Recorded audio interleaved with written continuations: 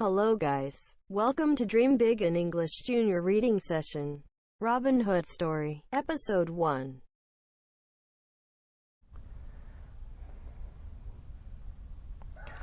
Okay, a note about this story. These are only a masago in the Padijama Pepare.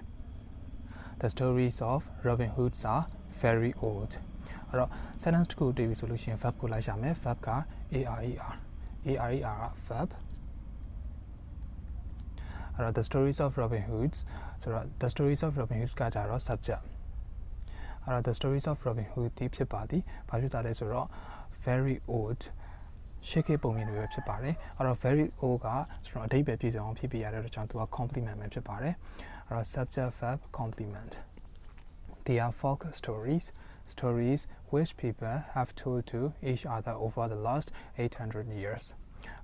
Verb like verb ka AIR, subject ka the THYT. They are the stories of Robin Hood go in the stories of Robin Hoods are the stories of Robin Hood Bomimati Pijabadi, particularly sort of folk stories to Pijabare, sort of folk story has sentence to a day babies on Tepiare to a compliment Mepare, Radimale subject verb complement. Folk stories Rabale Matima Zulu hyphen Camino to a touching Piapirare. Stories which people have told to each other over the last 800 years. The Demajan, the sentence Kulila solution, the stories got along the time to a now Mepare. Now I'm Yage plural now. Pero the now Mabare, which people have told to each other over the last 800 years. Radi to Kulo Majan clause Pepare. The Kulo Majan clause Pepare, to Palu clause look or less or WHICH, which so a conjunction bare, pero people so a subject bare, pero have told so a verb bare. Conjunction ye subject ye verb ye pare to jang to ga clause be phit pare aro ba clause le so ro tu a noun ye noun ma shi ni de pi ro shi ya noun ko tu pyu jare ato jang tu a adjective clause noun ko tu pyu de clause adjective clause be phit pare adjective clause be phit pare tu ba ta pyan solution don ne copy to ba ta pyan pi ya me aro over the last 800 years long ye deနှစ်ပေါင်း800ခန့်က people have told to each other လူတွေအချင်းချင်းပြောလို့ရှိကြတော့ပုံမြင်တွေပဲဖြစ်ပါတယ်အဲ့တော့ folk story ဆိုတာကဒါရှေ့ခေတ်ရိုးရာပုံပြင်နောက်ပြီးတော့ယုံနှန်းပုံပြင်အစရှိသဖြင့်အဓိပ္ပာယ်တက်ရောက်ပါတယ် Children heard the stories from their parents and then they told them to their own children အဲ့တော့ဒီ sentence မှာကျွန်တော်တို့ verb ကိုလိုက်ရှာမယ် verb ကဘာလဲဆိုတော့ HEARD heart ka verb subject ka children ka subject အဲ့တော့ children heart ကလေးတွေကကြားခဲ့ရသည်နားထောင်ခဲ့ရသည်ဘာကိုနားထောင်ခဲ့ရတာလဲဆိုတော့ the stories ပုံမြင်တွေကိုနားထောင်ခဲ့ရတယ်ဆိုတော့ the stories က object အဲ့တော့ subject verb object ပဲဖြစ်ပါတယ်အဲ့တော့ from their parents ဆိုတာကဒါ direction ကိုဖော်ပြထားတဲ့ phrase ပဲဖြစ်ပါတယ်သူကPHRASE phrase. Bar phrase le so adverb phrase of direction. Adverb phrase of direction ပဲဖြစ်ပါတယ်။ဟုတ်ပြီနော်။အဲ့တော့ children heard the stories. ကလေးတွေကပုံမြင်တွေကိုနားထောင်ခဲ့ရတယ် from their parents. သူတို့ရဲ့မိဘတွေစီကနေနားထောင်ခဲ့ရတယ်။ And then ထို့နောက်မှာတော့ they told them to their own children. အဲ့တော့ဒီထဲမှာကျွန်တော်ကြည့်ရမယ့် solution တရေရှိပိုင်းဒီကကြတော့ children တွေကိုရည်ညွှန်းထားတာဖြစ်ပါတယ်။ DCM them ကကြတော့ the stories of Robin Hood ကိုရည်ညွှန်းထားတာဖြစ်ပါတယ်အဲ့တော့ verb က told told က verb အဲ့တော့ they told ကလေးတွေကသူတို့ကြီးလာတဲ့အချိန်မှာ they told သူတို့ကပြန်ပြီးတော့ပြောပြကြတယ်ဘာကိုပြောတာလဲဆိုတော့ the story ပုံမြင်တွေကိုပြောပြကြတယ်ဆိုတော့ DCM them က object DHY ဒီက subject အဲ့တော့ subject verb object ပုံမြင်တွေကိုပြောပြကြတယ်ဘယ်သူကိုပြောတာလဲဆိုတော့ to their own children သူတို့ရဲ့ကလေးတွေကိုပြန်ပြီးတော့ပြောပြကြတယ်ဆိုတော့ to their own children ကလည်းကျွန်တော်တို့ object ပဲဖြစ်ပါတယ်အဲ့တော့ဒီ sentence မှာကျွန်တော်တို့ object နှစ်ခုရှိနေတယ် DHM them နဲ့ their own children ဆိုတဲ့ object နှစ်ခုရှိနေတယ်အဲ့တော့တေချာတာတစ်ခုကကြတော့တစ်ခုက direct object ဖြစ်ပြီးတော့နောက်တစ်ခုက indirect object ပဲဖြစ်ပါတယ်အဲ့တော့ဒီထဲမှာ DHM them ကကျွန်တော်တို့direct object ပါ their own children ကကျွန်တော်တို့ indirect object ပဲဖြစ်ပါတယ် အဲ့လိုမျိုး object နှစ်ခုလာတဲ့အချိန်မှာ direct object indirect object ဘယ်လိုခွဲရလဲဆိုတော့ video ကိုကျွန်တော်တို့အခု video ရဲ့ description မှာအဲ့ဒီ video ရဲ့ link ကိုဖော်ပြပေးထားမှာဖြစ်ပါတယ်ဟုတ်ပြီအဲ့တော့နောက်တစ်ခုကျွန်တော်ပြောချင်တာကဘာလဲဆိုတော့ clause နဲ့ phrase ကိုဘယ်လိုခွဲရတယ်လဲဆိုတော့ clause ကကြတော့အကျမ်းဖြစ်ကျွန်တော်မှတ်ရမယ်ဆိုလို့ရှိရင်ဒီ clause ကိုကျွန်တော်တို့က which conjunction ပါမယ် clause မှာကျွန်တော်တို့ conjunction ပါမယ် subject ပါမယ် verb ပါမယ်အဲ့ဒါဆိုလို့ရှိရင်ကျွန်တော်တို့ clause ကအတိတ်ပဲမပြည့်စုံဘူး subject conjunction ပါမယ် subject နဲ့ verb ပါမယ်ဟုတ်ပြီနော် phrase ကကြတော့ကျွန်တော်တို့ conjunction မပါဘူး subject verb မပါဘူးသူက phrase က a part of sentence ရဲ့အစိတ်ပိုင်းတစ်ခုပဲဖြစ်ပါတယ်ဒါပေမဲ့သူက it does not make complete sense အတိတ်ပဲတော့မပြည့်စုံပါဘူးအတိတ်ပဲရှိတယ်ဒါပေမဲ့အတိတ်ပဲတော့မပြည့်စုံဘူးအဲ့ဒါကျွန်တော်တို့ phrase လို့ခေါ်တယ်အဲ့တော့ clause နဲ့ phrase ရဲ့ကွာခြားချက်ကကြတော့သူက conjunction ပါတယ် subject verb ပါတယ်ဆိုလို့ရှိရင်တော့ဒါက clause conjunction မပါဘူး subject verb မပါဘူးဆိုလို့ရှိရင်တော့ phrase အဲ့လိုမျိုးမှတ်ထားလို့ရပါတယ်အဲ့တော့အခုကျွန်တော်ဒီမှာ highlight လုပ်ပေးထားတဲ့ vocabularies တွေရှိတယ်အဲ့တော့ဒီ vocabularies တွေကိုကျွန်တော် reading စာဖတ်ပြီးသွားတဲ့အချိန်မှာထပ်ပြီးတော့အသေးစိတ်လေ့လာကြမှာဖြစ်ပါတယ်အဲ့တော့ဒီ vocabularies တွေကဒါကျွန်တော်တို့ ਨੇ အရင်းနှီးပါတယ်เนาะ they are nothing strange to us ပါဒါပေမဲ့တခုသတိထားမှာပါလဲဆိုတော့အင်္ဂလိပ်စာမှာ so the vocabularies you think you know are the ones that get you into trouble the most အဲ့တော့သူရဲ့ပြောချင်တဲ့အဓိပ္ပာယ်ကဘာလဲဆိုတော့ကိုသိတယ်လို့ထင်ရတဲ့ vocabularies တွေကဒါကိုဒုက္ခအပေးသက်ဆုံး vocabularies တွေပဲဖြစ်ပါတယ်တဲ့အဲ့တော့သဘောပါဗျာဒါကိုသိတယ်ဆိုပြီးတော့ဒီ vocabularies တွေကိုဒီစကားလုံးတွေကိုကျွန်တော်တို့ကမလေးလာပဲနဲ့ပြထားလိုက်တယ်သိတယ်ထင်တဲ့အထင်နဲ့ကျွန်တော်တို့ကပြထားလိုက်တယ်ဒါပေမဲ့တကယ်တမ်းသုံးရမယ့်အချိန်မှာတကယ်တမ်းလက်တွေ့မှာသုံးရမယ့်အချိန်မှာအဲ့ဒီ vocabularies တွေကိုကျွန်တော်တို့မသုံးတတ်ဘူးဖြစ်နေတယ်အဲ့လိုနဲ့ကျွန်တော်တို့ဒုက္ခရောက်တတ်တယ်အဲ့အတွက်ကြောင့်ကိုသိတယ်လို့ထင်ရတဲ့ vocabularies တွေကိုလည်းကျွန်တော်တို့ကလေ့လာသင်ပါတယ်အဲ့တော့အခုကျွန်တော် highlight လုပ်ပေးထားတဲ့ vocabularies တွေ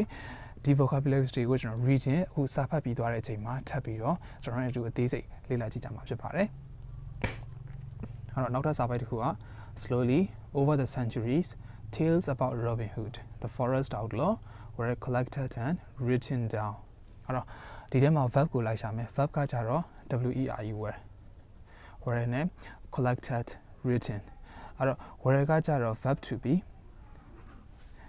be collected ကကြတော့ verb 3 written က verb 3အဲ့တော့ verb to be verb 3နဲ့ရေးထားတဲ့အတွက်ကြောင့်သူကဒါ passive voice ပဲဖြစ်ပါတယ် verb to be verb 3နဲ့ရေးထားတဲ့အတွက်ကြောင့် passive voice ပဲဖြစ်ပါတယ်အဲ့တော့ passive voice မှာကျွန်တော်တို့က object ကိုအရှိထုတ်ပြီးရေးပြရပါတယ် object ကို subject ညမှာထားပြီးတော့ရေးပြရပါတယ်အဲ့တော့ tales about Robin Hood the forest outlaw ဆိုတာကကျွန်တော်တို့ object ပဲဖြစ်ပါတယ်ဟုတ်ပြီနော်သူကဒီကနေဒီကကျွန်တော် object ပဲဖြစ်ပါတယ်သူ့ကိုဘာသာပြန်မယ်ဆိုလို့ရှိရင်ကျွန်တော်က go နဲ့ကောက်ပြီးတော့ဘာသာပြန်ပေးရမှာဖြစ်ပါတယ်အဲ့တော့ tales about Robin Hood the forest outlaw Robin Hood တောပုံကြီးအကြောင်းကို were collected ပြုစုကြတယ် and written down ပြီးတော့စာအုပ်တွေပြန်လည်ပြီးတော့ရေးသားကြပါတယ်အဲ့တော့ slowly ကအလုံးသိတဲ့အတိုင်းပဲသူက adverb over the centuries ကလည်းအလုံးသိတဲ့အတိုင်းပဲသူက adverb phrase ပဲဖြစ်ပါတယ်သူက phrase ပဲဖြစ်ပါတယ်ဘာ phrase လဲဆိုတော့ adverb phrase of time အချိန်ကိုဖော်ပြတယ် adverb phrase ပဲဖြစ်ပါတယ်Or slowly over the centuries, tales about Robin Hood, the forest outlaw, were collected and written down. Or yazuနှစ်တွေတဖြည်းဖြည်းကြာလာတာနဲ့အမျှ Robin Hood တောပုံကြီးပုံမြင်တွေအကြောင်းကိုပြန်ပြီးတော့ပြုစုကြတယ်စာအုပ်တွေဖြစ်ရေးသားကြပါတယ် They were turned into songs and poetry, and more recently into plays, television, dramas, and films. အဲ့တော့ဒီ sentence တွေမှာ verb ကိုလိုက်ရှာမယ် verb က were turnedက verb အဲ့တော့ verb to be were က verb to be turned က verb 3အဲ့တော့ verb to be verb 3နဲ့ရေးထားတဲ့အတွက်ကြောင့်သူက passive voice ပဲဖြစ်ပါတယ်အဲ့တော့ passive voice တွေမှန်သမျှဒီသူတို့က object ကိုအရှိထုတ်ပြီးတော့ object ကို subject ညမှာထားပြီးတော့ရေးထားတာဖြစ်ပါတယ်အဲ့တော့ they ကိုကျွန်တော်တို့က go ဆိုပြီးတော့ဘာသာပြန်ပြရမှာဖြစ်ပါတယ် they ဆိုတာကဘယ်သူ့ကိုရည်ညွှန်းတာလဲဆိုတော့ tales about Robin Hood ကိုရည်ညွှန်းတာဖြစ်ပါတယ်အဲ့တော့ Robin Hood ပုံမြင်တွေကို were turned into songs and poetry တချင်းတွေကြပြတွေဖြစ်ပြန်လည်ပြီးတော့ဆက်ဆိုကြတယ် and more recently မကြာသေးခင်ကမှပဲ turn နဲ့ပြန်ဆက်မယ် turned into plays television dramas and film မကြာသေးခင်ကမှပဲဒီ Robin Hood ပုံမြင်တွေကိုပြဆက်တွေရုပ်ရှင်ဇာတ်ကားတွေဖြစ်ပြန်လည်ပြီးတော့ရိုက်ကူးကြပါတယ်ဟုတ်ပြီနော်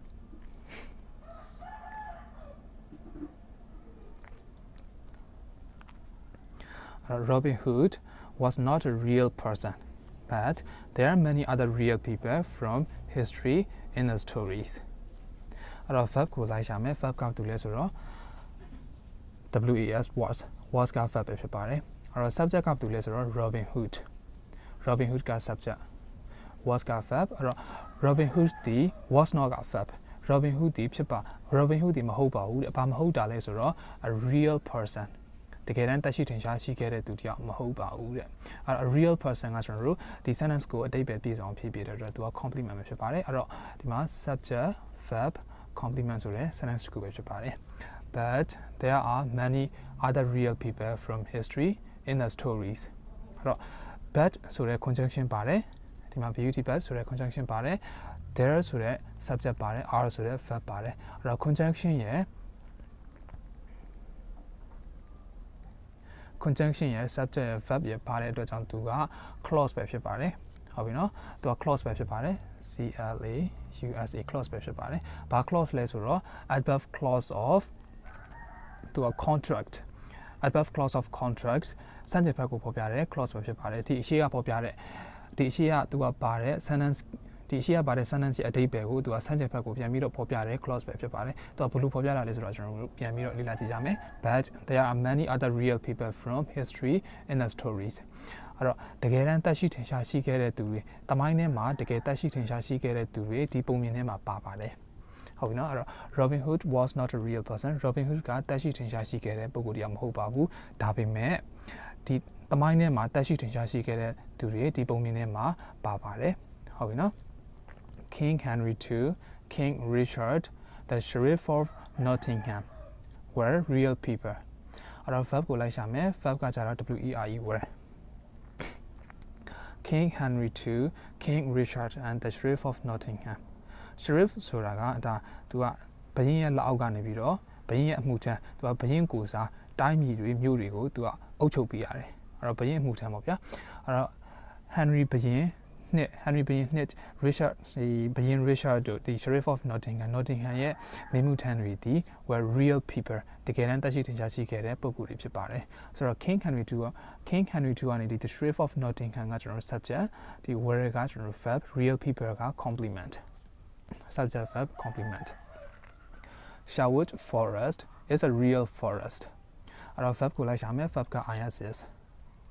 အဲ့တော့ subject က Sherwood Forest ကကျွန်တော်တို့ subject အဲ့တော့ subject verb အဓိပ္ပာယ်မပြည့်စုံသေးဘူး Sherwood Forest တွေဖြစ်ပါသည်ဘာဖြစ်တာလဲဆိုတော့အဓိပ္ပာယ်မပြည့်စုံသေးဘူးအဲ့တော့အဓိပ္ပာယ်ပြည့်စုံအောင်ကျွန်တော်တို့အဖြစ်ပုတ်တစ်ခုထည့်ရမယ်အဲ့ဒါ real forest တကယ်တမ်းရှိတဲ့တစ်တော်ကြီးပဲဖြစ်ပါတယ် Sherwood Forest ကတကယ်တမ်းရှိတဲ့တစ်တော်ကြီးပဲဖြစ်ပါတယ်အဲ့တော့ real forest ကကျွန်တော်အဓိပ္ပာယ်ပြည့်စုံအောင်ဖြည့်ပေးရတဲ့အတွက်ကြောင့်သူကအဖြစ်ပုတ် complement ပဲဖြစ်ပါတယ်အဲ့တော့ subject verb complement ဟုတ်ပြီနော်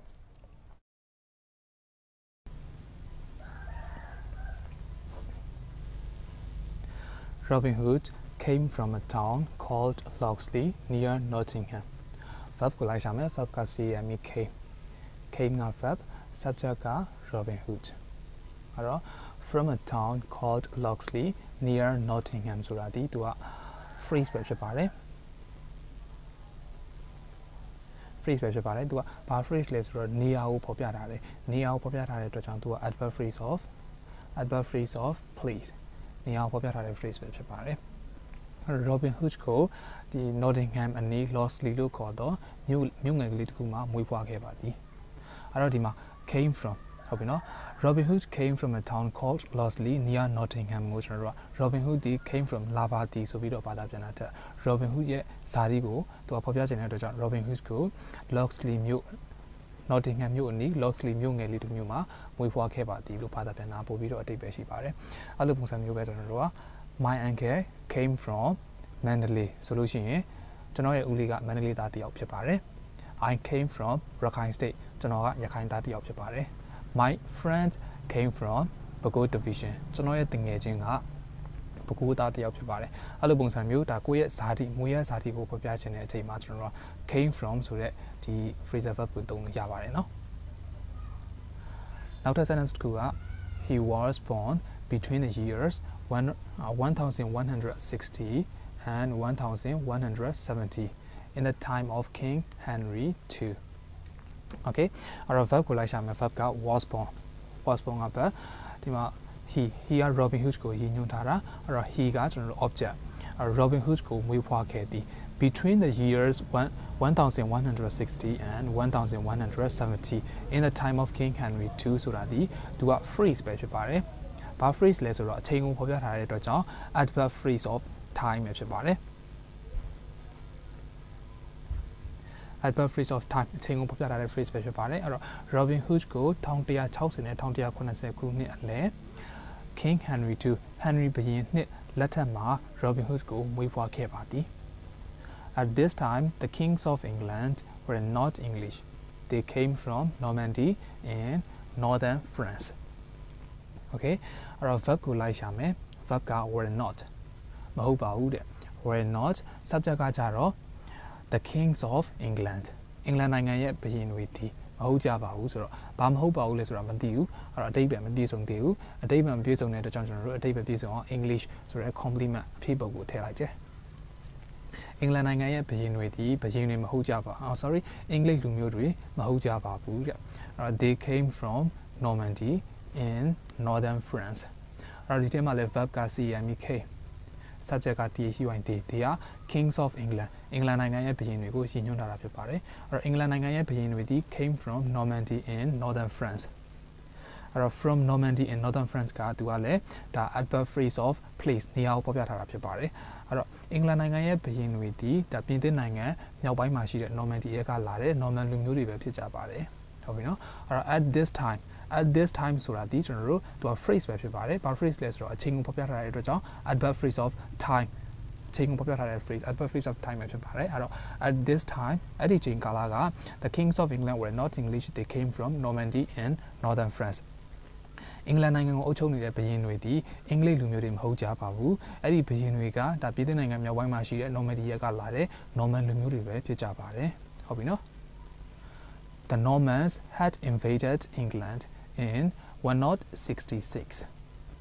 Okay အဲ့တော့ verb ကိုလိုက်ရှာမယ် verb က had invaded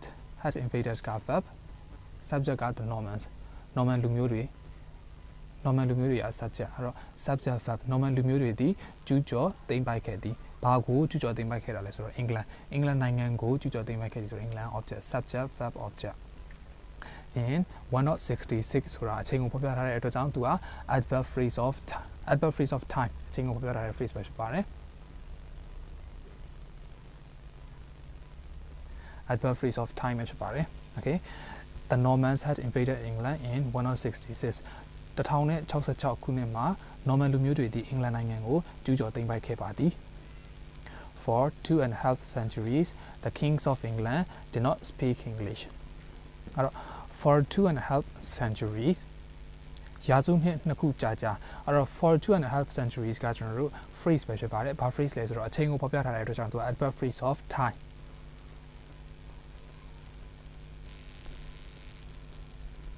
adverb phrase of time ပဲဖြစ်ပါတယ် the kings of England did not speak English verb ကိုလိုက်ရှာမယ် verb က did not speak စကားမပြောဘူးအဲ့တော့ဘယ်သူတွေရလဲဆိုတော့ subject က the kings of England အင်္ဂလန်နိုင်ငံရဲ့ဘုရင်တွေဒီမပြောဘူးဘာမပြောတာလဲဆိုတော့ English အင်္ဂလိပ်ဘာသာစကားကိုမပြောဘူးဆိုတော့ English က object အဲ့တော့ subject verb object they spoke Norman French verb က SPOK spoke subject က THYD ဒီက Kings of England ကိုရည်ညွှန်းထားတာပါအဲ့တော့ they spoke သူတို့ကပြောသည်ဘာကိုပြောတာလဲ Norman French ပြင်သစ်ဘာသာစကားပြင်သစ် Norman ဘာသာစကားကိုပြောဆိုကြတယ်ဆိုတော့ Norman French က object subject verb object အဲ့တော့ for 2.5 centuries the kings of England did not speak English they spoke Norman French ရာစုနှစ်နှစ်ခုနဲ့တဝက်နီးပါးခန့်လောက်အင်္ဂလန်နိုင်ငံကဘုရင်တွေဒီ did not speak English အင်္ဂလိပ်ဘာသာစကားကိုမပြောကြပါဘူး they spoke Norman French သူကပြင်သစ်ဘာသာစကား Norman ပြင်သစ်ဘာသာစကားကိုပဲပြောဆိုကြပါတယ်အဲ့တော့ဒီမှာ for 2.5 centuries ဆိုတာက adverb phrase of time အဲ့တော့ for နောက်ကကျွန်တော်တို့အချိန်ကိုဖော်ပြထားတယ်အဲ့တော့ for နောက်ကကျွန်တော်တို့အချိန်ပါတယ်ဆိုလို့ရှိရင်သူကကြာချိန်ကိုဖော်ပြထားတာဖြစ်ပါတယ်ဘယ်လောက်ကြာတယ်ဆိုတဲ့အကြောင်းကိုဖော်ပြထားတာဖြစ်ပါတယ်အဲ့တော့ဒီမှာက for 2.5 centuries ဆိုတဲ့အတွက်ကြောင့်သူကရာစုနှစ်နှစ်ခုနဲ့တဝက်နီးပါးခန့်ကြာဆိုပြီးဆိုတဲ့အဓိပ္ပာယ်ဖြစ်ပါတယ်အဲ့တော့ for 3 hours ဆိုလို့ရှိရင်တော့3နာရီကြာအဲ့တော့ for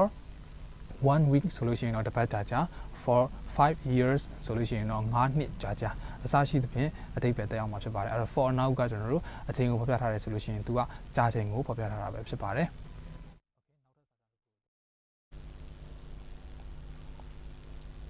King Henry II owned more land in France than he owned in England verb ကိုလိုက်ရှာမယ် verb က OWNED owned ပိုင်ဆိုင်သည် OWNED owned ပိုင်ဆိုင်သည်ဘယ်သူကပိုင်ဆိုင်တာလဲ King Henry II Henry ဘုရင်နှစ်ကပိုင်ဆိုင်သည်ဆိုတော့ owned က verb King Henry II က subject အဲ့တော့ဘာကိုပိုင်ဆိုင်တာလဲ more land in France ပြင်သစ်နိုင်ငံမှာမြေတွေအများများမြေအများကြီးကိုပိုင်ဆိုင်ပါတယ်ဆိုတော့ဒီမှာ more land in France ကကျွန်တော် object ပြင်သစ်နိုင်ငံမှာမြေတွေအများကြီးကို Henry ဘုရင်နှစ်ကပိုင်ဆိုင်ပါသည် than he owned in England အဲ့တော့ than he owned in England ကကျွန်တော် clause ဘာဖြစ်လို့လဲဆိုတော့သူက conjunction ပါတယ် subject ပါတယ် verb ပါတယ်အဲ့တော့ကြောင့် clause ပဲဖြစ်ပါတယ်အဲ့တော့ဘာ clause လဲဆိုတော့သူက adverb clause of comparison အခြေအနေနှစ်ခုကိုနှိုင်းယှဉ်ပြထားတယ်ပြင်သစ်နိုင်ငံမှာပိုင်တဲ့မြေနဲ့အင်္ဂလန်နိုင်ငံမှာပိုင်တဲ့မြေအခြေအနေနှစ်ခုကိုနှိုင်းယှဉ်ပြထားတဲ့အတွက်ကြောင့်သူက adverb clause of comparison ပဲဖြစ်ပါတယ် adverb clause of comparison ပဲဖြစ်ပါတယ်အဲ့တော့King Henry II owned more land in France than he owned in England. အဲ့တော့ King Henry II သည်အင်္ဂလန်နိုင်ငံမှာမြေပိုင်တာထက်ကိုပြင်သစ်နိုင်ငံမှာမြေအများကြီးကိုပိုင်ဆိုင်ပါတယ် He fought many wars because he wanted to be king of France as well as king of England. Verb ကိုလိုက်ရှာမယ် verb က FOUGHT fought. Subject က he အဲ့တော့ he ကဘယ်သူကိုရည်ညွှန်းထားတာလဲဆိုတော့ King Henry II Henry ဘုရင်နှစ်ကိုရည်ညွှန်းထားတာဖြစ်ပါတယ်အဲ့တော့ King Henry II သည် fought many wars စစ်ပွဲတွေအများကြီးကိုဆင်နွှဲခဲ့သည်ဆိုတော့စစ်ပွဲတွေအများကြီးကိုဆင်နွှဲခဲ့သည်ဆိုတော့ many wars က object fought က verb he က subject or subject verb object Henry ဘုရင်နှစ်ကစစ်ပွဲတွေအများကြီးကိုဆင်နွှဲခဲ့သည် because he wanted to be king of France as well as king of England အဲ့တော့ဒီတစ်ခုလုံးကကျွန်တော်တို့ clause ပဲဖြစ်ပါတယ်ဘာဖြစ်လို့လဲဆိုတော့ conjunction ပါတယ် subject ပါတယ် verb ပါတယ်အဲ့တော့ကြောင့် clause ပဲဖြစ်ပါတယ်ဘာ clause လဲဆိုတော့ adverb clause of reason အကြောင်းပြချက်ကိုဖော်ပြထားတဲ့ adverb clause ပဲဖြစ်ပါတယ် adverb clause of reason အဲ့တော့ he fought many wars because he wanted to be king of France as well as king of England အဲ့တော့ Henry ဘုရင်နှစ်ကအင်္ဂလန်နိုင်ငံမှာရောပြင်သစ်နိုင်ငံမှာပါသူကဘုရင်ဖြစ်ခြင်းတဲ့အတွက်ကြောင့်နိုင်ငံတစ်နိုင်ငံရဲ့ဘုရင်ဖြစ်ခြင်းတဲ့အတွက်ကြောင့်သူကစစ်ပွဲတွေအများကြီးကိုဆင်နွှဲခဲ့ပါသည် King Henry II needed many and soldiers for his wars အဲ့တော့ verb ကိုလိုက်ရှာမယ် verb က need needed က verb subject က King Henry ဘုရင်က subject အဲ့တော့ Henry ဘုရင်ဒီလိုအပ်ပါသည်ဘာကိုလိုအပ်တာလဲဆိုတော့ many and soldiersစစ်အသုံးစရိတ်နဲ့စစ်သားတွေကိုလိုအပ်ပါသည်ဆိုတော့ many and soldiers က object or subject verb object for his wars ဘာအတွက်လိုအပ်တာလဲစစ်ပွဲတွေအတွက်လိုအပ်တယ်ဆိုတော့ for his wars ကကျွန်တော်တို့ phrase ဘာ phrase လဲဆိုတော့သူကရည်ရွယ်ချက် purpose ကိုဖော်ပြထားတဲ့အတွက်ကြောင့် adverb phrase of purpose ပဲဖြစ်ပါတယ်Okay, our King Henry needed many soldiers for his war. Henry ဘုရင်သည်စစ်အသုံးစရိတ်နဲ့စစ်သားတွေကိုလိုအပ်ပါသည်သူရဲ့စစ်ပွဲတွေအတွက်စစ်အသုံးစရိတ်နဲ့စစ်သားတွေကိုလိုအပ်လာပါတယ်အဲ့တော့ he raised the money by making the common people of England pay very high taxes. Okay, verb ကိုလိုက်ရှာမယ် verb က raised raised က verb subject က he အဲ့တော့ Henry ဘုရင်နှစ်သည် raised money ပတ်စံတွေကိုရှာဖွေပါသည်ဘလို့ရှာဖွေတာလဲဆိုတော့ by making the common people of England pay very high tax အဲ့တော့ by plus verb ing တွေ့ပြီဆိုလို့ရှိရင်ကျွန်တော်တို့ကချင်းဖြင့်ဆိုပြီးတော့ဘာသာပြန်ရမှာဖြစ်ပါတယ် okay ချင်းဖြင့်ဆိုပြီးတော့ဘာသာပြန်ပြရမယ်အဲ့တော့ by making the common people of England pay very high taxes အဲ့တော့အင်္ဂလန်နိုင်ငံရဲ့အင်္ဂလန်ပြည်သူတွေတာမန်အလဲတန်းစားတာမန်အင်္ဂလန်ပြည်သူတွေကိုသူကအခွန်အများကြီးကောက်ခံခြင်းအပြင်ဒါ Henry ဘုရင်ကပတ်စံတွေကိုစစ်အသုံးစရိတ်တွေကိုရှာဖွေခဲ့ပါတယ်ဟုတ်ပြီအဲ့တော့ by making the common people of England pay very high taxes ကကျွန်တော်တို့ clause ပဲဖြစ်ပါတယ်ဘာ clause လဲဆိုတော့သူကဘယ်လိုမျိုးပတ်စံဒီဘုရင်ကဘယ်လိုမျိုးပတ်စံရှာဖွေတယ်ဆိုတဲ့အကြောင်းကိုဖော်ပြထားတဲ့အတွက်ကြောင့်သူက manner အမှုအရာကိုဖော်ပြထားတဲ့အတွက်ကြောင့်သူက adverb clause of manner ပဲဖြစ်ပါတယ် adverb clause of manner ပဲဖြစ်ပါတယ်အဲ့တော့ by making the common people of England pay very high taxes အင်္ဂလန်နိုင်ငံရဲ့အလဲလက်တန်းစားလူမျိုးတွေကိုသူကအခုအများကြီးကောက်ခံခြင်းအားဖြင့်ဒီ Henry ဘုရင်ကစစ်အုံစရိတ်တွေကိုရှာဖွေခဲ့ပါသည်အဲ့တော့ဒီထဲမှာပြန်ကြည့်မယ်ဆိုလို့ရှိရင်ကျွန်တော်တို့ by making the common people of England pay very high taxes မှာ pay ရဲ့အရှိမှာကျွန်တော်တို့ to ကိုမြုပ်ထားပါတယ်ဒီနေရာမှာကျွန်တော်တို့ to ကို omit လုပ်ထားပါတယ်အဲ့တော့ make making ဆိုရဲ make ပါတဲ့အတွက်ကြောင့် to ကို omit လုပ်ပေးထားပါတယ်အဲ့တော့ဒီ to ကိုကျွန်တော်တို့ကဘာလို့ omit လုပ်ပေးထားတယ်ဘလို့စကားလုံးတွေရှေ့မှာဆိုလို့ရှိရင်ဒီ to ကို omit လုပ်ရတယ်ဘာဖြစ်လို့ omit လုပ်ရတယ်ဆိုတဲ့အကြောင်းကိုကျွန်တော် video တစ်ခုရိုက်ထားတာရှိတယ်အဲ့ဒီ video တစ်ခုနဲ့ရှင်းပြထားတာရှိတယ်အဲ့ဒီ video ရဲ့ link ကိုကျွန်တော်အခု video ရဲ့ description မှာဖော်ပြထားမှာဖြစ်ပါတယ်အဲ့တော့နောက်ထပ်စာပိုက်တစ်ခုကကြတော့ the Normans made laws for the Normans verb ကိုလိုက်ရှာမယ် verb က made subject က the Normans Norman လူမျိုးတွေသည် made laws ဥပဒေတွေကိုရေးဆွဲကြပါသည် subject verb object ဘသူအတွက်ရေးဆွဲတာလဲဆိုတော့ for Normans Norman လူမျိုးတွေအတွက်သာဥပဒေတွေကိုရေးဆွဲကြပါသည်ဆိုတော့သူက adverb phrase of purpose ရည်ရွယ်ချက်ကိုဖော်ပြထားပါတယ် adverb phrase of purpose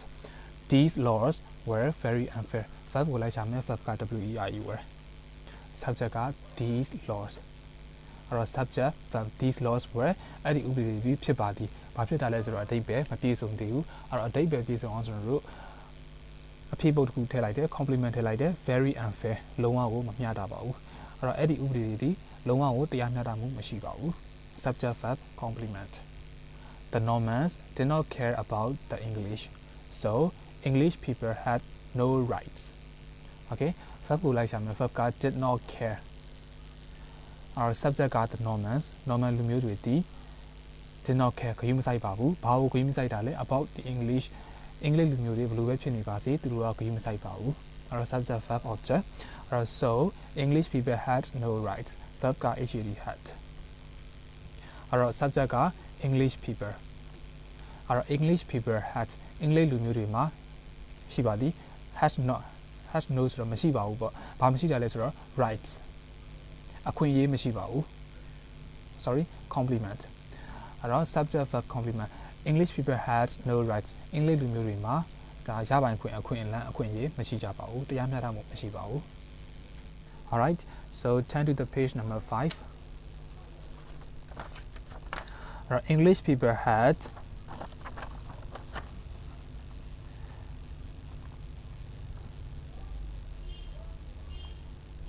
English people had to work on the farms that belonged to the Normans.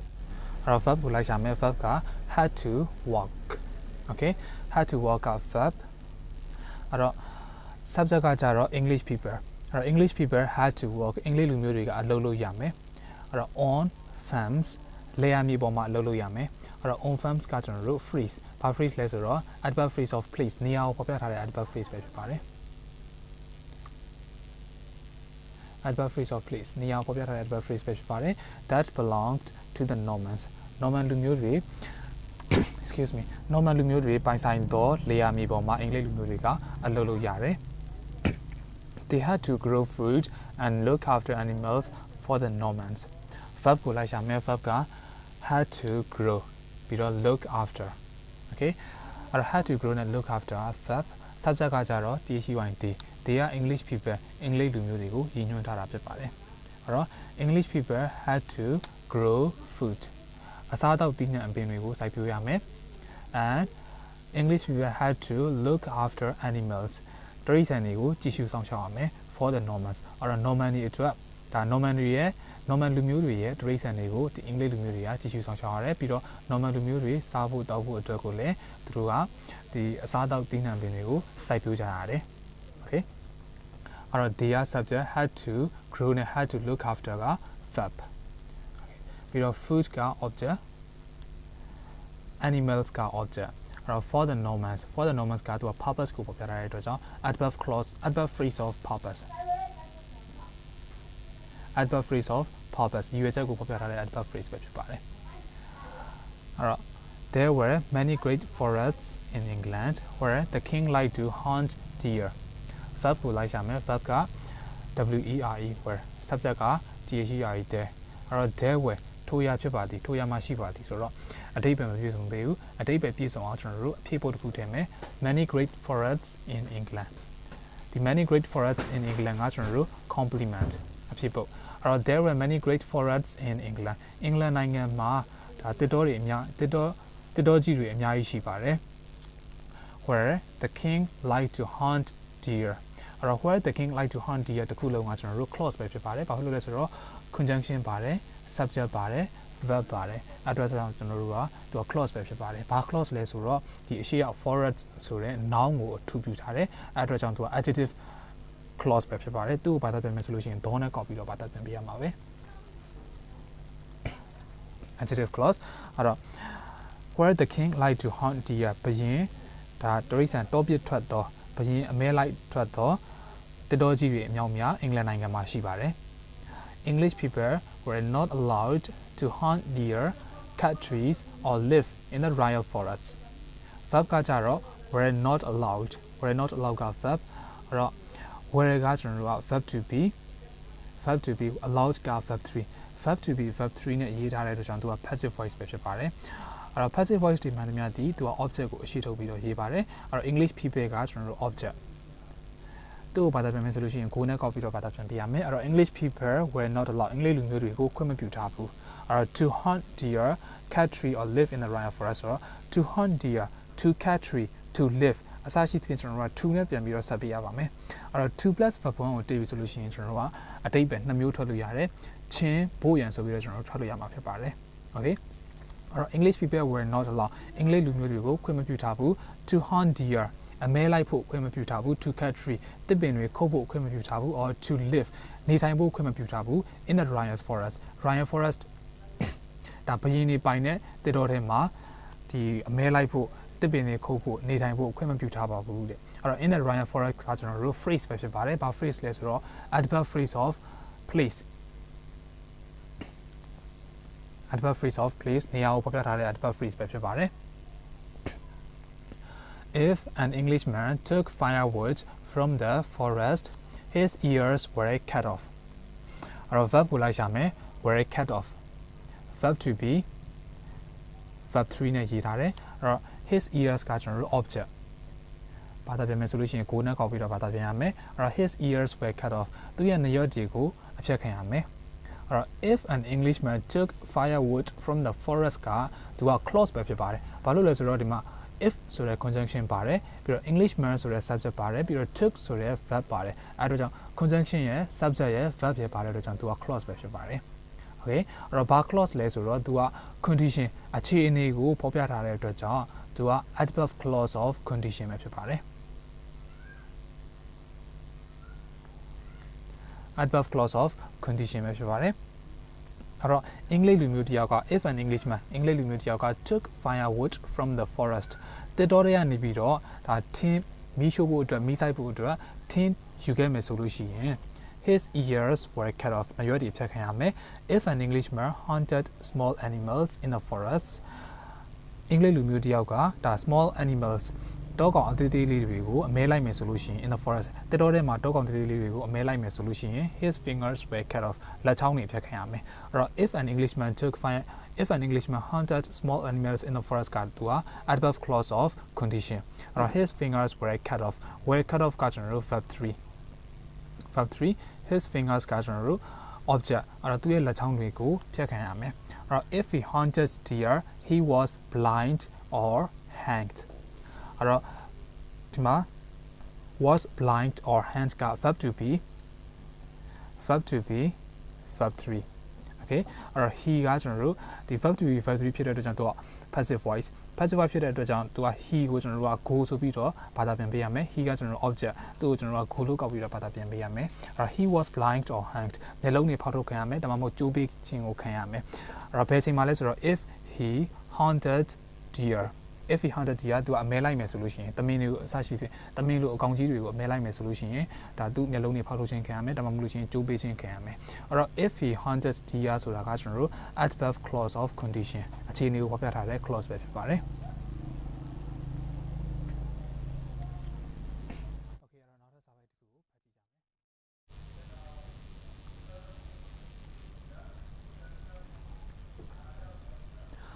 For ordinary English people, the Norman barons and chargemen were the same as thieves and robbers. Or verb ကိုလိုက်ရှာမယ် verb က WERE were WERE were က verb အဲ့တော့ subject ကဘာလို့လဲဆိုတော့ the Norman barons and chargemen အဲ့တော့ baron ဆိုတာကဒါကျွန်တော်တို့မင်းမှုထမ်းမူးမတ်တွေကိုပြောတာပါအဲ့တော့ဘရင်ရဲ့လက်အောက်မှာမှုထမ်းတဲ့မူးကြီးမယာတွေကို barons လို့ခေါ်ပါတယ်အဲ့တော့ the Norman barons Norman လူမျိုးမူးမတ်တွေနဲ့ and chargemen Christian ဘုန်းတော်ကြီးတွေသည် were ဖြစ်ကြပါသည်အဲ့တော့ဘာဖြစ်တာလဲဆိုတော့အတိတ်ပဲမပြည့်စုံသေးဘူးအဲ့တော့အတိတ်ပဲပြည့်စုံအောင်ကျွန်တော်တို့ထည့်လိုက်တဲ့ complement ထည့်လိုက်တဲ့ the same as thieves and robbers အဲ့တော့တခိုးတွေဓမြတွေနဲ့အတူတူပဲဖြစ်ကြပါသည်အဲ့တော့ဒီဟာကိုကျွန်တော်တို့ဒီ complement ကိုပြန်ခွဲမှဆိုလို့ရှိရင် as thieves and robbers ဆိုတာကဒါကျွန်တော်တို့ adverb phrase ပဲဖြစ်ပါတယ် adverb phrase ဘာ phrase လဲဆိုတော့ adverb phrase of comparison နှိုင်းယှဉ်ပြတဲ့ adverb phrase ပဲဖြစ်ပါတယ်အဲ့တော့ the same as thieves and robbers တခိုးတွေဓမြတွေကဲ့သို့ဖြစ်ကြပါသည်အဲ့တော့ Norman လူမျိုး movement တွေနဲ့ Christian ဘုန်းတော်ကြီးတွေသည်ဒါတခိုးတွေဓမြတွေနဲ့အတူတူပဲဖြစ်ကြပါသည် for ordinary English people so for ordinary English people ဆိုတော့ phrase ပဲဖြစ်ပါတယ် for phrase လဲဆိုတော့ adverb phrase of purpose ရည်ရွယ်ချက်ကိုပြထားတဲ့ adverb phrase ပဲဖြစ်ပါတယ်အဲ့တော့ for ordinary English people ဒါ English လူမျိုးတွေအတွက်ကကြတော့ဒါ Norman လူမျိုး movement တွေနဲ့ Christian ဘုန်းတော်ကြီးတွေသည်တခိုးတွေဓမြတွေနဲ့မထူးခြားနာပဲဖြစ်ကြပါတယ် Robin Hood was a hero to ordinary English people because he did not care about the king's law. Verb ကိုလိုက်ရှာမယ် verb က WAS was. Subject က Robin Hood. အဲ့တော့ Robin Hood was Robin Hood ဒီဖြစ်ပါသည်။ဘာဖြစ်တာလဲဆိုတော့အဓိပ္ပာယ်မပြည့်စုံသေးဘူး။အဓိပ္ပာယ်ပြည့်စုံအောင် complement ဖြစ်ဖို့တခုတည်းတဲ့ a hero. သူရဲ့ကောင်းတယောက်ပဲဖြစ်ပါသည်။ To ordinary English people. To ordinary English people ဆိုတာဒီဒါကျွန်တော်တို့ phrase ဘာ phrase လဲဆိုတော့ adverb phrase of direction.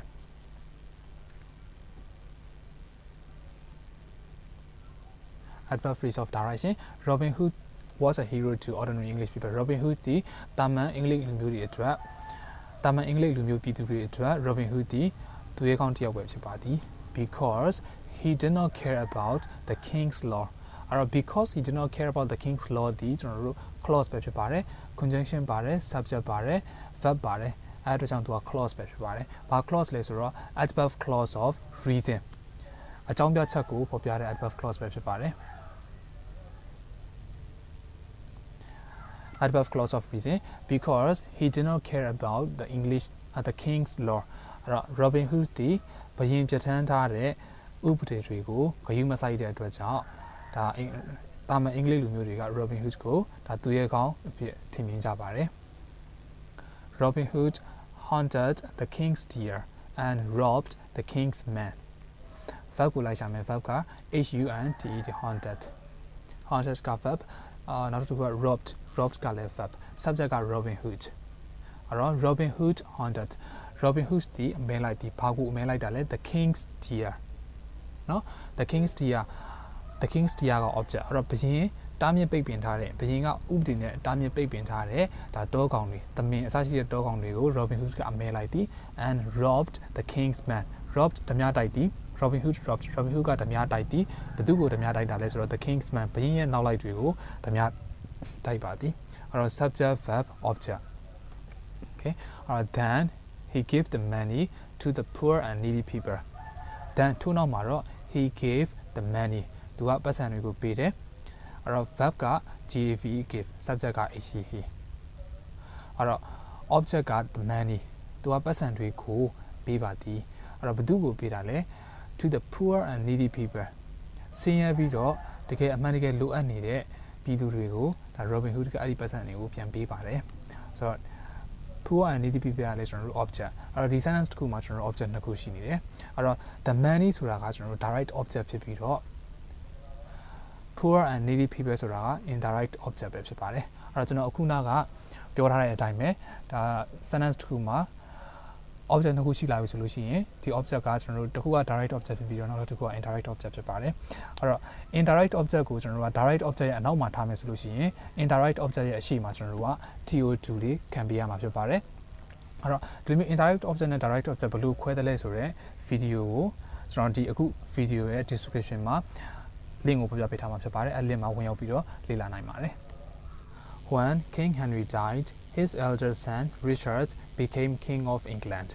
အဲ့တော့ when subject verb ကိုလိုက်ရှာမယ် verb ကဘာလဲဆိုတော့ became က verb subject က his elder son Richard his elder son Richard ကကျွန်တော်တို့ subject became က verb အဲ့တော့အကြီးဆုံးသား Richard ဒီ became ဖြစ်လာပါသည်ဘာဖြစ်လာလဲဆိုတော့အဓိပ္ပာယ်မပြည့်စုံသေးဘူးအဲ့တော့အဓိပ္ပာယ်ပြည့်စုံအောင်အဖြစ်ပုဒ်တစ်ခုထည့်တယ်ဘာလဲဆိုတော့ king of England ကကျွန်တော်တို့ complement အဖြစ်ပုဒ်အဲ့တော့အကြီးဆုံးသား Richard ကအင်္ဂလန်နိုင်ငံရဲ့ဘုရင်ဖြစ်လာပါသည် when King Henry died ဆိုတော့ conjunction ပါတယ် subject ပါတယ် verb ပါတယ်အဲ့အတွက်ကြောင့်သူကclause ပဲဖြစ်ပါတယ်ဘာ clause လဲဆိုတော့ adverb clause of time အချိန်ကိုဖော်ပြထားတဲ့ adverb clause ပဲဖြစ်ပါတယ်အဲ့တော့ when King Henry died his elder son Richard became king of England အဲ့တော့ King Henry ဘုရင် Henry တည်သွားတဲ့အချိန်မှာသူ့ရဲ့သားအကြီးဆုံး Richard ဒီအင်္ဂလန်နိုင်ငံရဲ့ဘုရင်ဖြစ်လာပါသည် but Richard did not spend much time in England verb ကိုလိုက်ရှာမယ် verb က did not spend subject က Richard အဲ့တော့ Richard did not spend much time ကကျွန်တော်တို့ object အဲ့တော့ subject verb object in England ကကျွန်တော်တို့သူကနေရာကိုဖော်ပြထားတဲ့အတွက်ကြောင့် adverb phrase of please နေရာကိုဖော်ပြထားတဲ့ adverb phrase ပဲဖြစ်ပါတယ်အဲ့တော့ but Richard did not spend much time in England Richard ဒီအင်္ဂလန်နိုင်ငံမှာနေလေးမရှိပါဘူး he went to Palestine to fight against Saladin who was leader of Muslim army အဲ့တော့ he went to Palestine verb က went went subject က he အဲ့တော့ he က Richard ကိုစားပြုထားတာရည်ညွှန်းထားတာအဲ့တော့ he went သူကသွားခဲ့သည်အဲ့တော့ to Palestine တို့သွားခဲ့ပါသည်ဆိုတော့ to Palestine ကကျွန်တော်တို့ adverb phrase of direction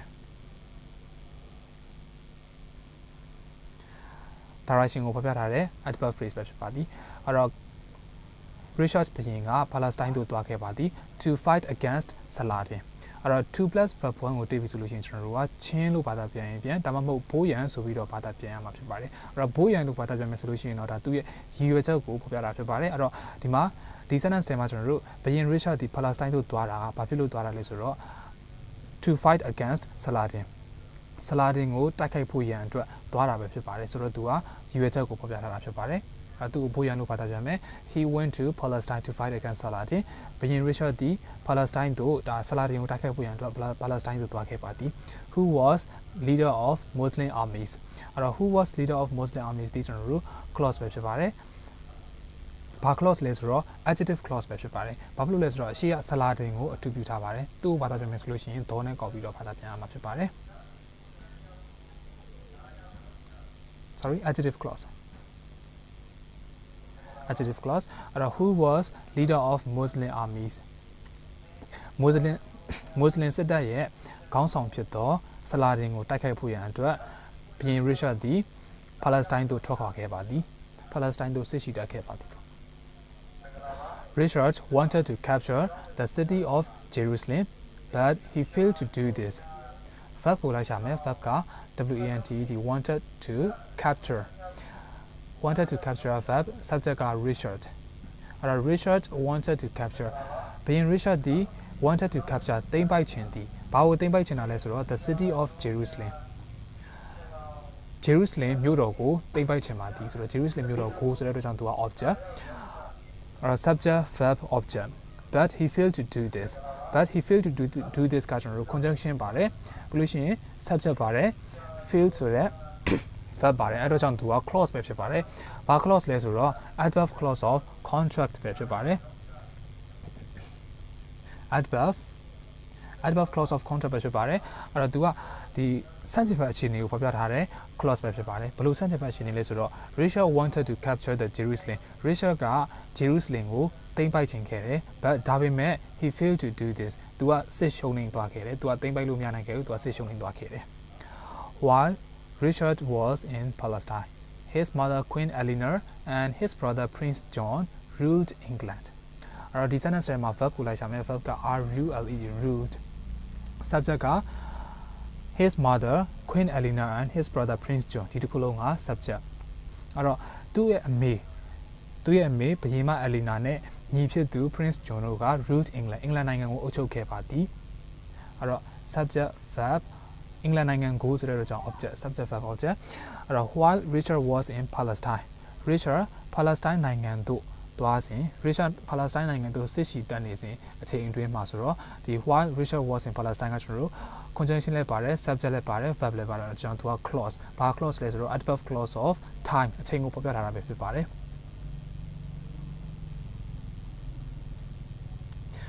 Richard Palestine သို့စစ်ရှိထွက်နေစဉ်အချိန်အတွင်းမှာ his mother Queen Eleanor မိခင်ဖြစ်သူဘုရင်မ Eleanor နဲ့ his brother Prince John ညီဖြစ်သူ Prince John တို့က ruled England အင်္ဂလန်နိုင်ငံကိုအုပ်ချုပ်ခဲ့ပါသည် Prince John became King John after Richard's death verb ကိုလိုက်ရှာမယ် verb က became subject က Prince John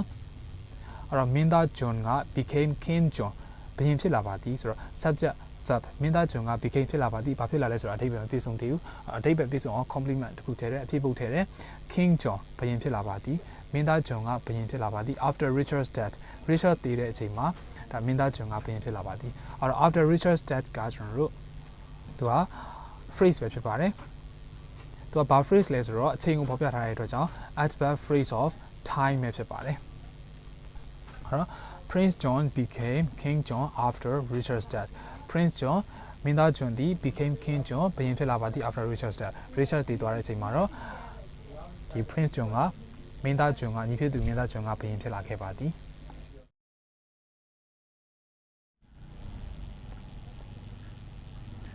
archery ဆိုတဲ့စကားလုံးကကျွန်တော်တို့ archer ဆိုတဲ့စကားလုံးကနေဆင်းသက်လာတာပါ ARCHER archer အဲ့တော့ archer ကကြတော့လေးတီတော်ဆိုပြီးတော့အဓိပ္ပာယ်ဖြစ်ပါတယ် archery ကကြတော့လေးအတက်ပညာဆိုတဲ့အဓိပ္ပာယ်ပဲဖြစ်ပါတယ်အဲ့တော့ archery လေးအတက်ပညာ Robin Hood was the most famous archer in England verb ကကြတော့ WES was subject က Robin Hood အဲ့တော့ Robin Hood ဒီဖြစ်ပါသည်ဘာဖြစ်တယ်လဲဆိုတာအဓိပ္ပာယ်မပြည့်စုံသေးဘူးအဓိပ္ပာယ်ပြည့်စုံအောင် complement ထည့်မယ် the most famous archer အောင်မြင်ဆုံးအကျော်ကြားဆုံးသောလေးတီတော်တစ်ယောက်ဖြစ်ပါသည် in England အင်္ဂလန်နိုင်ငံမှာဆိုတော့ adverb phrase of place အဲ့တော့အင်္ဂလန်နိုင်ငံမှာ Robin Hood ဒီအကျော်ကြားဆုံးသောလေးတီတော်တစ်ယောက်ဖြစ်ပါသည် he could shoot arrows from his bow faster and farther than anyone else အဲ့တော့ verb ကိုလိုက်ရှာမယ် verb က could shoot subject က he အဲ့တော့ he could shoot သူကပြစ်နိုင်သည်ဘာကိုပြစ်နိုင်တာလဲဆိုတော့ arrows oops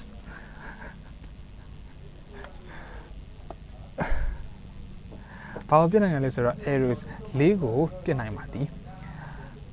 အဲ့တော့လေးကိုအမြှားကိုပြစ်နိုင်ပါသည်ဆိုတော့မြှားကိုဆိုတော့ arrows ကကျွန်တော်တို့ object အဲ့တော့ he could shoot သူကမြှားကိုပြစ်နိုင်ပါသည်အဲ့တော့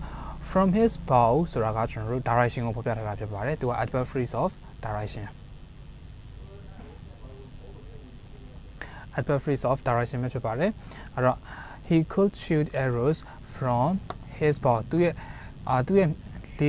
လေးကိုင်းတန်းကနေပြီးတော့မြားကိုပြစ်နိုင်ပါသည် faster and farther than anyone else ဆိုတာကသူက phrase ပဲဖြစ်ပါတယ်ဘာ phrase လဲဆိုတော့ဟေ့အောင်စင်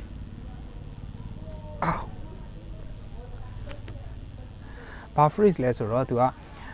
comparison နှိုင်းယှဉ်ပြထားတဲ့ phrase ပဲဖြစ်ပါတယ်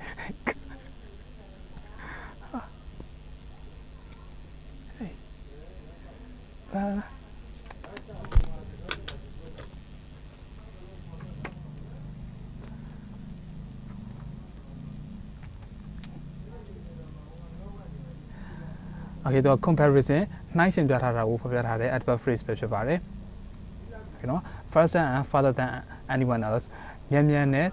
သူတစ်ပါးထက်မြန်မြန်နဲ့အဝေးကြီးရောက်အောင်ကိုမြတ်ပြနိုင်ပါတယ်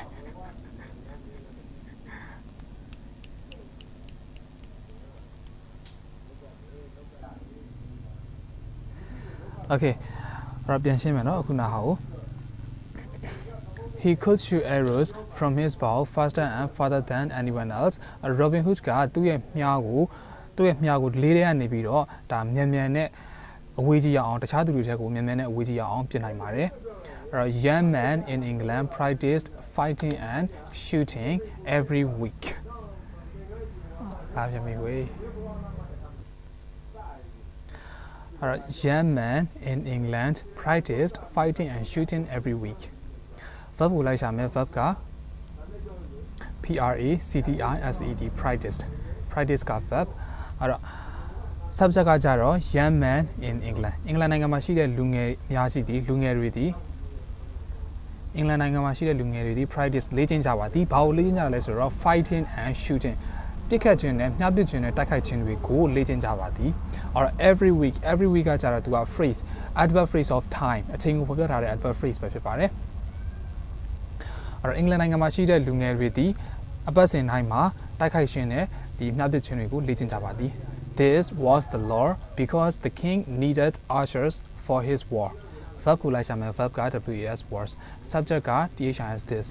အဲ့တော့ this was အဲ့ဒါကဖြစ်ပါသည်တဲ့ဘာဖြစ်လဲဆိုတော့အဓိပ္ပာယ်မပြည့်စုံသေးဘူးအဓိပ္ပာယ်ပြည့်စုံကျွန်တော် complement ထည့်မယ် the law complement this was the law အဲ့ဒါကပြဋ္ဌာန်းထားတဲ့ဥပဒေတရားပဲဖြစ်ပါတယ် because the king needed archers for his war အဲ့တော့ because ဆိုတဲ့ conjunction ပါတယ် the king ဆိုတဲ့ subject ပါတယ် needed ဆိုတဲ့ verb ပါတယ်အဲ့တော့ကျွန်တော်တို့က clause ပဲဖြစ်ပါတယ်ဘာ clause လဲဆိုတော့ adverb clause of reason အကြောင်းပြချက်ကိုဖော်ပြထားတဲ့ adverb clause ပဲဖြစ်ပါတယ်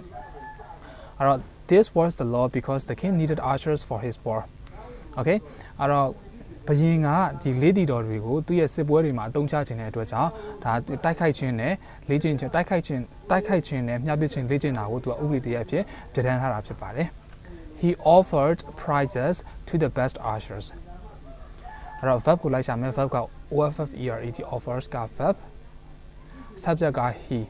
အဲ့တော့ he offered သူကပေးပါသည်ဘာကိုပေးတာလဲ prizes ဆုကြေးတွေကိုပေးပါသည်ဘယ်သူ့ကိုပေးတာလဲ to the best archersအတော်ဆုံးသောလေးတီတော်တွေကိုစုပေးပါသည်ဆိုတော့ဒီမှာ object နှစ်ခုရှိနေတယ်တစ်ခုကကျတော့ direct object အဲ့တော့ prizes က direct object ဖြစ်ပြီးတော့ indirect object က the best archer က indirect object ပဲဖြစ်ပါတယ်အဲ့တော့ဘယင်က he က the king ကိုရည်ညွှန်းထားတယ်အဲ့တော့ဘယင်ကအတော်ဆုံး archer တွေအတော်ဆုံးလေးတီတော်တွေကိုစုချင်းမြင့်ပါသည် Every town had a special place for archery prizes အဲ့တော့ verb ကိုလိုက်ရှာမယ် verb က had subject က every town အဲ့တော့ every town had အဲ့တော့မြို့တိုင်းမှာရှိပါသည်ဘာရှိတာလဲဆိုတော့အတိတ်ပဲမပြည့်စုံသေးဘူးအတိတ်ပဲပြည့်စုံကျွန်တော်တို့ complement ထည့်မယ် a special place တီးတန့်လုပ်ထားတဲ့နေရာတစ်ခုရှိပါတယ် for archery prizes လေ့ကျင့်ရန်အတွက်ကိုဆိုတော့သူက adverb phrase of purpose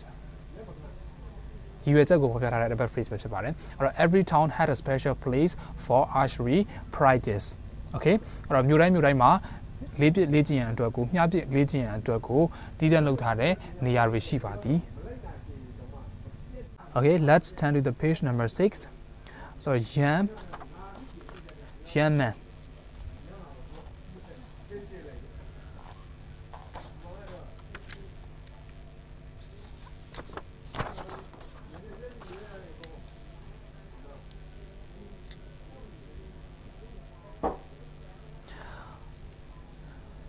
Young men also practiced fighting with long poles called quarterstaffs. Verb ကိုလိုက်ရှာမယ် verb က practiced practice က verb subject က young man က subject အဲ့တော့ subject verb လူငယ်တွေသည် also practice တိုက်ခိုက်ခြင်းလေ့ကျင့်ကြပါသည် fighting with poles အဲ့တော့young man also practiced လူငယ်တွေသည်လေ့ကျင့်ကြပါသည်ဘာကိုလေ့ကျင့်ကြလဲဆိုတော့ fighting တိုက်ခိုက်ခြင်းကိုလေ့ကျင့်ကြပါသည်ဆိုတော့ subject verb object with long poles ဆိုတာက with long poles called quarterstaffs ဆိုတာကသူက phrase ပဲဖြစ်ပါတယ်သူကဘာ phrase လဲဆိုတော့ adverb phrase of manner adverb phrase of manner ပဲဖြစ်ပါတယ်အဲ့တော့ young man also practice fighting with long pole called quarterstaff quarterstaff လို့ခေါ်တော့ဒုတ်အရှည်ကြီးတွေဖြင့်တိုက်ခိုက်ခြင်းကိုလည်းလူငယ်တွေကလေ့ကျင့်ကြပါသည်အဲ့တော့ by law only Normans could carry swords အဲ့တော့ verb ကိုလိုက်ရှာမယ် verb က could carry subject က only Normans အဲ့တော့ subject verb only Norman လူမျိုးတွေသာ could carry ကင်ဆောင်နိုင်ပါသည်အဲ့တော့ sword ဓာတ်ကိုကင်ဆောင်နိုင်ပါသည်ဓာတ်ကိုကင်ဆောင်ခွင့်ရှိပါသည် by law ဥပဒေအရNorman လူမျိုးတွေသာဓာတ်ကိုကင်ဆောင်ခွင့်ရှိပါသည်နောက်ထပ်စာကြောင်းတစ်ကြောင်းက Robin Hood's weapons the bow and arrow and the quarterstaff were the weapons of common English men verb ကိုလိုက်ရှာမယ် verb က were က verb အဲ့တော့ subject က Robin Hood's weapon the bow and the arrow and the quarterstaff ကသူက subject ပဲဖြစ်ပါတယ်အဲ့တော့ subject verb okay subject verb Robin Hood ကင်ဆောင်တော့ ဒါလေးများရဲ့လေးရဲ့များရဲ့ quarter staff ဒုတ်အရှိကြီးတွေကတဲ့ဆိုတော့အဓိပ္ပာယ်မပြည့်စုံသေးဘူးအဓိပ္ပာယ်ပြည့်စုံကျွန်တော်တို့ complement တစ်ခုထည့်မယ်အဲ့တော့ the weapons of common Englishman ဒီတစ်ခုလုံးကကျွန်တော်တို့ complement ပဲဖြစ်ပါတယ်အဲ့တော့ Robin Hood ကင်ဆောင်တော့လေးရဲ့များရဲ့ဒုတ်တွေက where the weapons of common Englishman အင်္ဂလိပ်လူမျိုးတော်တော်များအင်္ဂလိပ်လူမျိုးအများစုကင်ဆောင်ကြတော့လက်နက်တွေပဲဖြစ်ကြပါသည် However မြည်တို့ဆိုစီကမူ some of the outlaws in these stories including Robin Hood carried swords because they live outside law they live outside the law verb got carried swords carried verb got carried subject got some of the outlaws in these stories including Robin Hood got subject okay that's subject အဲ့တော့ Robin Hood အပါဝင်ဒီဇလန်တွေဒီပုံမြင်တွေပါတော့တောပုံကြီးအချို့ဒီ carried ကင်ဆောင်ကြပါသည်ဘာကိုကင်ဆောင်ကြလဲဆိုတော့ swords ဓာတ်ကိုကင်ဆောင်ကြပါသည်အဲ့တော့ subject verb object because they live outside the law အဲ့တော့ because they live outside the law ကကျွန်တော်တို့ clause ပဲဖြစ်ပါတယ် clause ပဲဖြစ်ပါတယ်ဘာ clause လဲဆိုတော့ adverb clause of reason အကြောင်းပြချက်ကိုဖော်ပြထားတဲ့ adverb clause ပဲဖြစ်ပါတယ်အဲ့တော့ because they live outside the law အဲ့တော့ Robin Hood အပါဝင်ဒါတောပုံကြီးအများစုကတောပုံကြီးအချို့ကဓာတ်ကိုကင်ဆောင်ကြပါသည်ဘာဖြစ်လို့လဲဆိုတော့သူတို့ကဒီဥပဒေဘောင်ရဲ့အပြင်ဘက်မှာနေထိုင်ကြတဲ့သူတွေဖြစ်တဲ့အတွက်ကြောင့်သူတို့ကဒါဥပဒေရတားမြစ်ထားတဲ့ဓာတ်တွေကိုလည်းသူတို့ကကင်ဆောင်ကြပါသည်ဆိုတဲ့အဓိပ္ပာယ်ပဲဖြစ်ပါတယ်โอเคအဲ့တော့ကျွန်တော်တို့အခုထိဖတ်ပြီးတလောက်ထိပါဝင်တဲ့အကြောင်းအရာတွေမှာပါဝင်တဲ့ vocabularies တွေကိုကျွန်တော်တို့ထပ်ပြီးတော့လေ့လာကြည့်ကြပါမယ်အဲ့တော့ဒီအခုပါဝင်တဲ့ဒီအခု story ထဲမှာပါတဲ့ vocabularies တွေအကုန်လုံးဒီဒါကျွန်တော်တို့ ਨੇ ရင်းနှီးပြီးသား vocabularies တွေပဲဖြစ်ပါတယ်ဒါပေမဲ့အခုနကျွန်တော်ပြောသလိုပဲဒါ the vocabularies you think you know are the one that gets you into trouble the most ဟုတ်ပြီနော်အဲ့တော့ကိုနဲ့ရင်းနှီးတယ်ကိုသိတယ်လို့ထင်တဲ့ vocabularies တွေကဒါကိုဒုက္ခအပိသက်ဆုံးသော vocabularies တွေဖြစ်တယ်ဆိုတဲ့အတိုင်းပဲဒါကျွန်တော်တို့သိတယ်ဆိုတဲ့ထက်ကိုပို့ပြီးတော့သိသွားအောင်နော်သိတယ်ဆိုတာသိချသွားအောင်အတွက်ကိုဒီ vocabularies တွေကိုကျွန်တော်တို့ဆက်ပြီးတော့ကျွန်တော်တို့အတူတူလေ့လာကြည့်ကြပါ